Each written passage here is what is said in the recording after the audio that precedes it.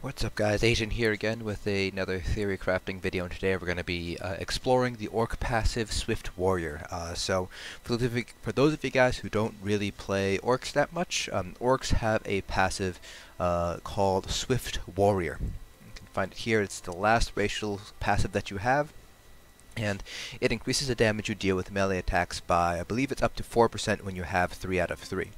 It also reduces cost of sprint and reduces movement speed of sprint by a certain percentage point as well. So the question that a viewer has raised is, what exactly is impacted by Swift Warrior? What skills, what abilities benefit from this passive. I've already did a video a couple months ago looking at what abilities count as melee attacks using Selene's versus Velodress, so what procced Selene's basically would count as a melee attack because Selene's only procs with melee attacks.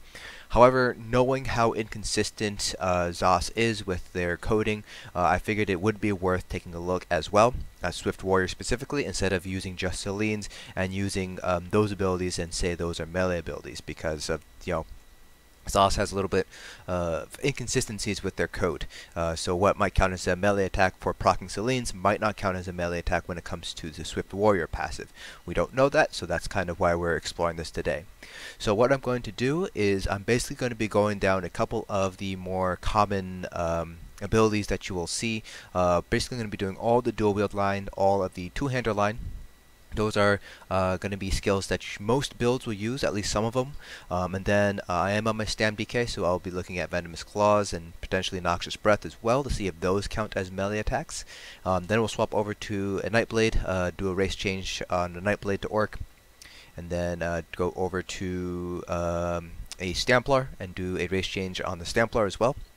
And the idea behind that is Nightblades have a class spammable surprise attack that could count as a melee attack, and then Templar's class spammable is biting jabs, which could also count as a melee attack. So what we're going to do is basically we're going to be doing a combat metrics parse, or we're just going to be using the abilities on the dummies without Swift Warrior active, and then we'll do it again with Swift Warrior and compare the damage that we see using both the in-game damage indicators as well as using combat metrics. So I just need to double check to make sure that I have combat text on. Okay, combat text is on, so we will be able to see the hits. So for gear, actually get rid of crags, we don't need crags. So for gear right now, it doesn't really matter what we have. I have 2 swords here, and then I have a great sword here. And neither of them have a weapon damage enchant or anything like that, so we won't be able to get any sort of confusion from there. So it's always going to be the same weapon damage and same weapon crit on our bars. And I'll make sure any dots that are running on one bar will completely run out before we swap over to our other bar.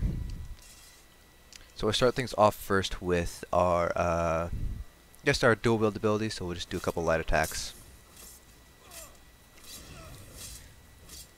So you see here 1522 is what we're hitting for.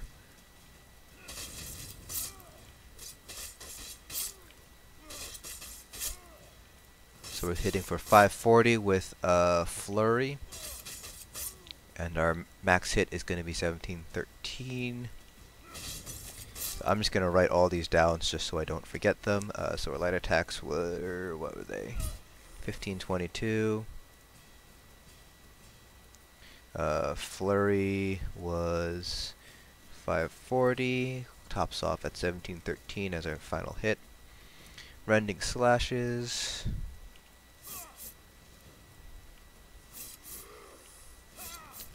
looks like 1175, and each dot tick is 1524.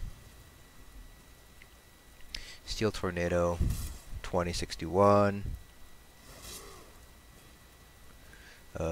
Deadly Cloak. That's a crit. I don't want the crit. I want the normal value. So it looks like 1339. Yep, 1339. Then try to dagger. So this does give us Major Brutality, so I do have to do the Major Brutality one, which is 3525. Then we'll let Major Brutality run out, and then I'll get Lacerate as well. We're going to use that ultimate too, just to see what the ultimate hits for as well. Alright, Major Brutality is up. 25-16 per tick. Alright, so that's our dual wields. So now let's get everything done, squared away. We'll do over our two-handed. Let's get out of combat first, just so we don't get any sort of confusion. Alright. 21-18 is our two-handed. Let's do a dizzying swing. It's hitting for 64-44. Crit charge here. This is going to be difficult just because it does deal more damage the further away we are. So it's going to have to try my best to looks like it's hitting for 47-66. Critical charge is always going to be a critical hit. So carve is 21-61, and then the bleed is 11-42. 21-61, and the bleed is 11-42. And finally, reverse slices. So we're not below 50%, so it should be the max amount, or standard amount. So 21-58. Then I'm gonna go ahead and get our ultimate up.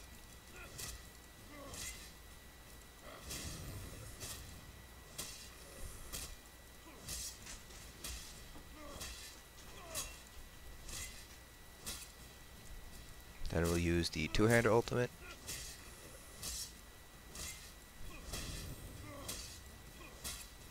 Alright, and here's a two-handed ulti. It was 10, 6, 7, 0. 1, 0, 6, 7, 0 is what I saw. Alright, so now we're going to go ahead and use our class abilities. So we're going to be looking at Venomous Claws, Noxious Breath. None of the others would really count as melee abilities, so those are going to be the two that we look at. So let's go ahead with Venomous Claws first. So 22-10 is our first initial hit there. And then our dot is hitting for 15, 16, 50. Oh, because I think it gets stronger every single tick. Yeah. So let's take a look at initial tick is 12, 14. No. Okay, I got poisoned. I don't want that. Hold on. Yeah, so 12, 14 is the initial hit. So we're taking a look. We're going to compare the initial poison tick then on Venomous Claws. Then for Noxious, since we got a major fracture, I'm going to do it twice and then just compare that. So 1331 and 1163. 1331 and it was 1163. Okay. So now that we have all that in place, now let's go ahead and put points into our passive. So now we have the 4% additional damage done. We'll start off with our Venomous Claws. Let's see if we can get it out. So it's 2272, which is higher than 2210. So it looks like that's working. The dot, the first tick of the dot is still 1214 though, so it looks like it only affects that first hit of Venomous Claws. Okay, I need to let the Venomous Claw dot run out so I won't confuse that with the Noxious Breath Claw hit. So the Noxious Breath is 1331, the tick is 1163. 1369 and 1163. So it's the same thing with Noxious Breath, it seems like. The first tick, the initial hit, does count as a melee attack, but the tick itself does not. The dot ticks themselves still seem to be hitting for 1163, it seems. Yeah. So that's that for the two stam decay abilities. So now let's go ahead and take a look at our dual wield abilities. So our light attacks are doing more, 1568, that's to be expected. So our light attacks are going to be doing more. Heavy attacks as a result are also going to be doing more.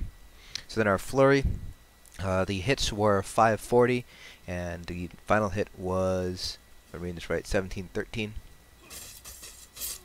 Alright, so it doesn't seem like flurry is counting as a melee attack, which is quite strange.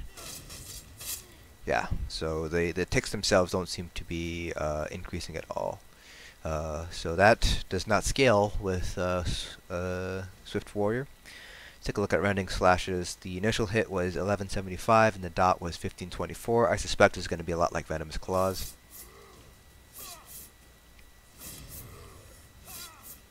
$11.75. So it doesn't look like Rending Slash is actually being affected at all either. 1524 is our bleed tick. And we definitely have the Swift Warrior passive up, so it doesn't look like Rending Slash is doing anything either. Okay, Steel Tornado, let's see if that counts. 2310, so it looks like Steel Tornado might be counting.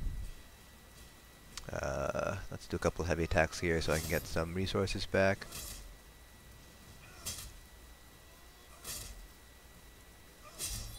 Okay, so Steel Tornado. Yeah, Steel Tornado is hitting harder. It's 2310. It didn't change anything except add in the Swift Warrior passive, so Steel Tornado looks like it does count as a melee attack. Then Deadly Cloak. 1378 compared to 1339. So Deadly Cloak also counts as a melee attack as well. Then our Throw Dagger, 3525. 3525 still. So Shrouded Daggers doesn't count as a melee attack. Gonna have to wait for the Major Brutality to run out before we do Lacerate, because that's just consistency stake. Because when we used Lacerate before, we did not have Major Brutality up, so I just want to make sure. Alright, so Lacerate is 2516, which is the exact same as beforehand. So it looks like only... I'm just marking these down here. That, and that, and that. Okay, so now let's go ahead and take a look at our two-hander abilities. So obviously our light attacks are hitting harder. It was 2118, now we're hitting 2182. That's to be expected. I mean, light and heavy attacks are all melee attacks. You have to be within melee range. So let's see here. Oh, I have to add in my abilities here. So two-handed, Dizzying Swings, and Crit Rush. So let's see what Dizzying Swings gives us. So the number to beat is going to be 6444. 6637, so it does look like that is counted. Yep, 6637. And then we're going to do Crit Rush, so the number to beat is 4766. 4909, so that looks like it counts. Alright, so far so good. And then we're going to do Carve, which again has an initial hit and then a bleed, so I'm thinking the initial hit might count, but the bleed will not. So the initial hit needs to beat 2161, and the bleed needs to beat 1142, 2226, 1142. So the initial hit does count, but the bleed does not. So very similar to Noxious Breath and Venomous Claws. And then Reverse Slice, the number to beat is 2158. So 2223. So it basically looks like all of the abilities under the two-hand line are counted as Swift Warrior. So looks like that is what it is. So now let's get our ultimate up so we can do our two-handed ulti. And then test out our two-handed ultimate. And we'll swap over to Nightblade, swap over to Templar, do the same tests. We won't have to obviously do all these weapon skills again. Oh, that was a nice lag spike. We're still online.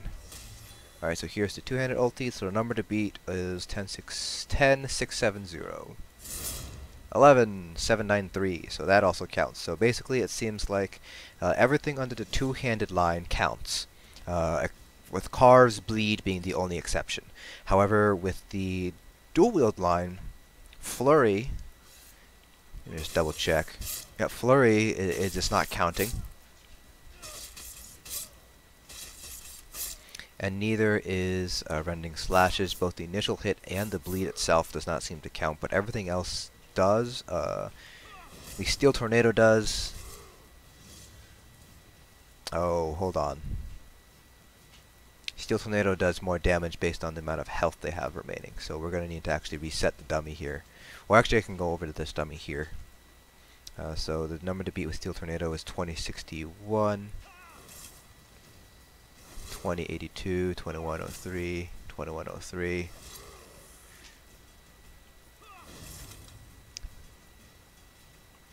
Okay. So I might actually need to redo Steel Tornado because I didn't realize that Steel Tornado does more damage based on the thing. So I'll do that on the Stamblade or Templar when we swap over to it. But Deadly Cloak doesn't increase damage at all. But Deadly Cloak does seem to be affected 1339 compared to 1378. And then Shrouded Daggers, Throw Dagger doesn't seem to count at all as a melee attack. And Lacerate doesn't count either. So it seems like the rule is any sort of bleed, even if it comes from a melee attack like Venomous Claws, that doesn't count. So bleeds don't seem to matter at all, but Flurry and Rending Slash is not counting. That's a little bit weird to me because Flurry is a melee attack. Alright, so let's swap over to the Stamina Nightblade. And fap the race changer first. Let's change to an orc.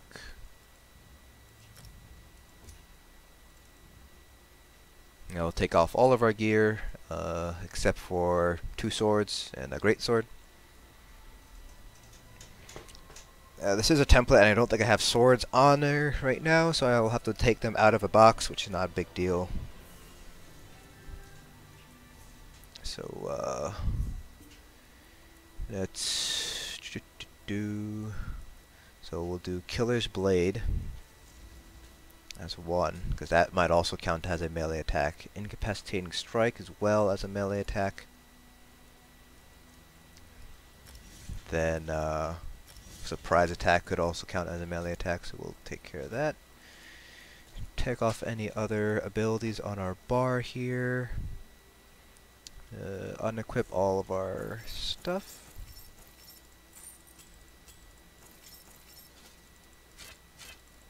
As well as our poisons. And I'll take a look here.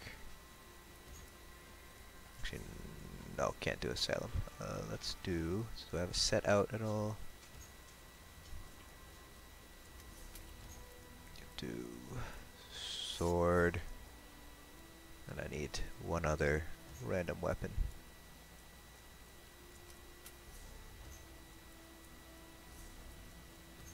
Okay, actually I don't think it matters if it's purple, but I'll keep it consistent at least. Where is it? Medium trial set, quick serpent, weapons, sword of celery. So we'll do this. That'll be good. We don't have our Swift Warrior passive, as we just race changed. Then I will also take a look again at Whirlwind. So I'll reset this dummy.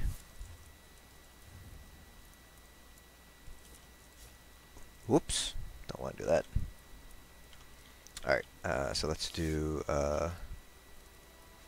Killer's Blade first. 1817.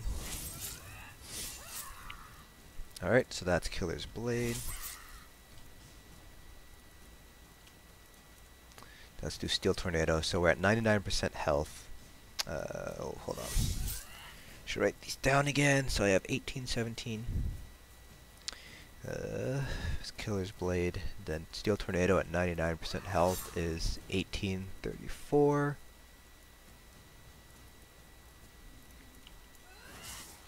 Alright, And then let's do in cap, since surprise attack does inflict major fracture. So I just want to do in cap first. It's like 27, 57, 28 it looks like. So let's real quick get our ultimate back up. Let's do it again because there were two numbers that popped up.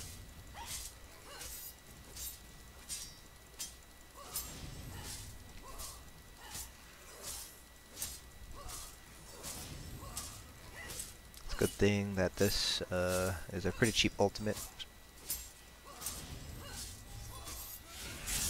57.23. And then surprise attack 41.96. 41.98 I should say. Alright. Alright. And then put our skills into Swift Warrior. Alright. Reset the dummy. So we have to do Steel Tornado at 99% health. Don't want any crits. 1872. So Killer's Blade is affected by the Orc passive. So then Steel Tornado 1834 is what we want to beat. 1890. So yes, Steel Tornado is affected now that we've done the appropriate test. So I'll just get ultimate up for in cap. So the number to beat for in cap is 5723.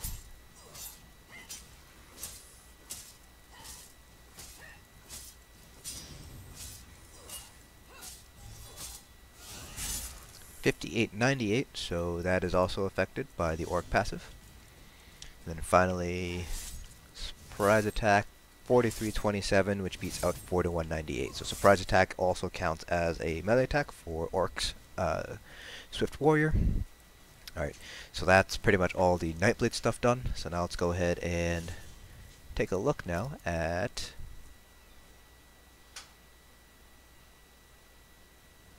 our Templar. Oh, that's Warden. Templar. Orc. Alright. So I think I have double daggers on her, so we should be able to do a comparison just right away with biting jabs. There's no other ability from any of the other classes that would potentially count as a melee attack. So this is going to be the last test that we do, and then I will put a description in the description below, a quick summary of the findings. But it does seem like, generally speaking, it's going to be all the two-handed abilities, except for the bleed from Carve. It's going to be all of the Nightblade abilities, your light and heavy attacks, obviously. The Venomous Claws and Noxious Breath on a Stam Decay, that initial hit. And then Steel Tornado and Blade Cloak under the dual wield line. And then for this final one is just going to be biting jabs here. So yeah, I have two daggers. That won't be that big of a deal. Templar is actually finally completely fitted out. It's just this is an earlier copy, so not exactly accurate. So we'll get rid of all these just to eliminate anything like that. Oh, we should probably test Dawnbreaker as well. Now that I think about it, typically won't be using Dawnbreaker as an ultimate, but for AoE fights you might need to, so might as well do that. All right. So, oh no, wifey's going to work. Love you. Have fun. Alright, so biting jabs, let's just double check, make sure. Okay, so there is no additional damage, so we can just go ahead and use it. So, a lot of crits there. Looks like 1349 is the number to beat.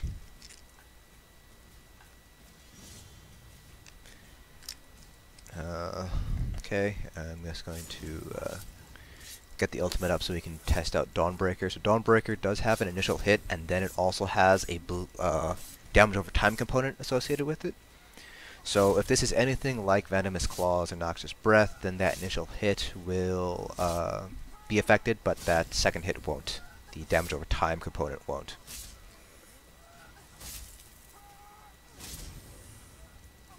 Alright, so here we go. 4902, 1876.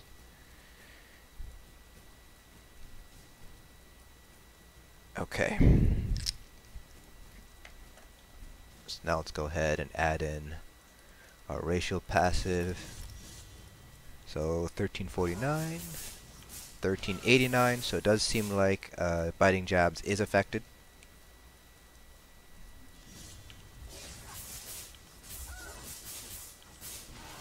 Yep, 1389, so biting jabs is affected. Alright, and then gonna get Dawnbreaker back up. So I suspect if Dawnbreaker is affected at all, it'll only be that first hit that is a little bit higher. Second hit probably isn't going to be changed at all.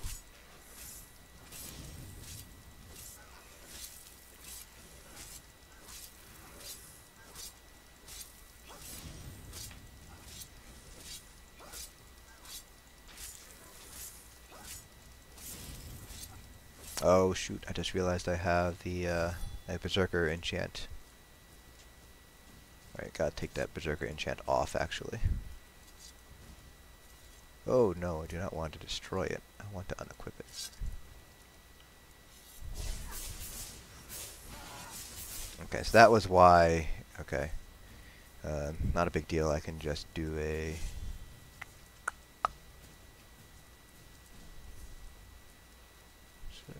let's see. Respec. Let's do a skill respec scroll.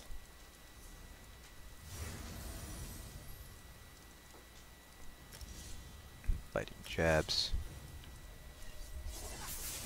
So 1122. And then let's unlock Dawnbreaker here.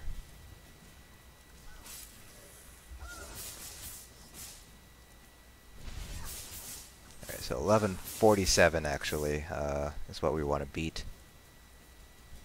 So now that we add in Dawnbreaker, that increases our weapon damage.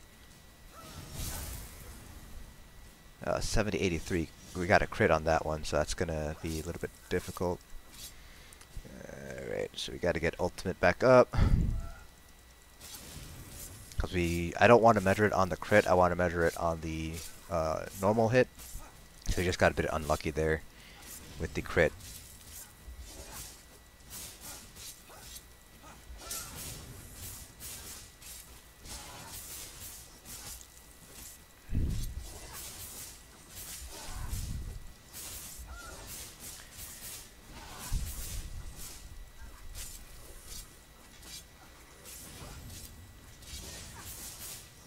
Alright, Tailbreakers is up.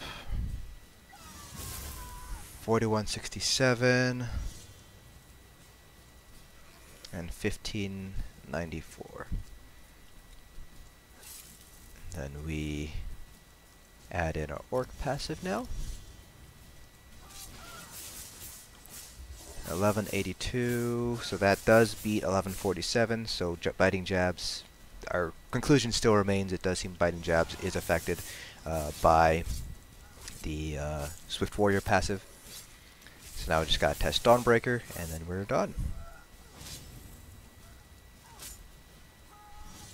This video ended up being a lot longer than I anticipated, so apologies for those of you guys who are expecting a shorter video.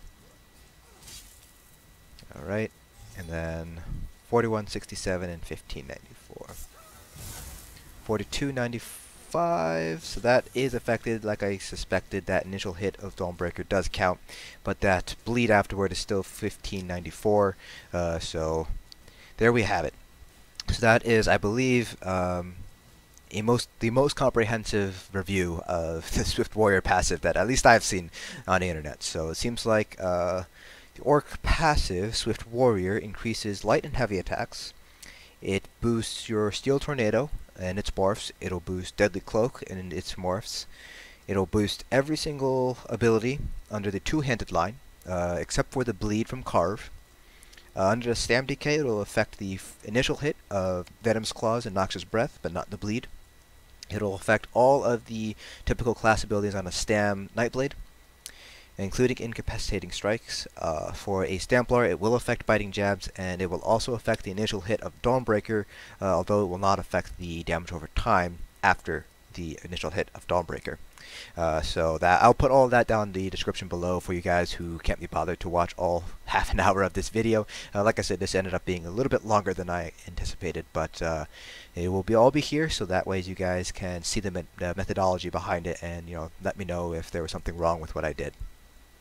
So with all that being said, that's it for this video. I hope you guys found it informative, and I will see you guys in the next dungeon.